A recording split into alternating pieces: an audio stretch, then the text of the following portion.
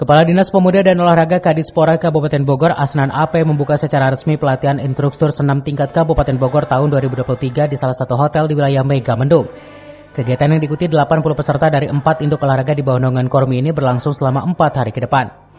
Dalam sambutannya, Asnan AP sangat mengapresiasi semangat para inorga untuk mensukseskan program Bogor Bugar. Ia juga meminta peserta fokus menerima materi yang nantinya diberikan oleh narasumber.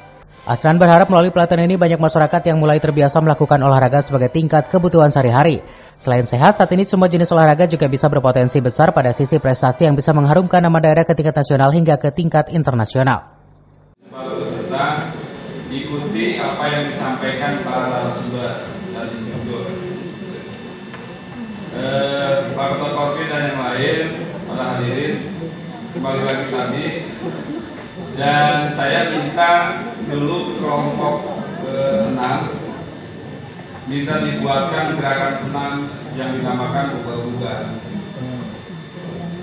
Bukan menyaingi untuk senam Jakarta ya Pak. Tidak.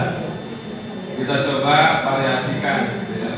Dan alhamdulillah bukan saya promosi. Saya dibantu oleh Pak Elwi dan rekan-rekan semua yang kelompok senamnya yaitu dari ASKI. Terima kasih ya.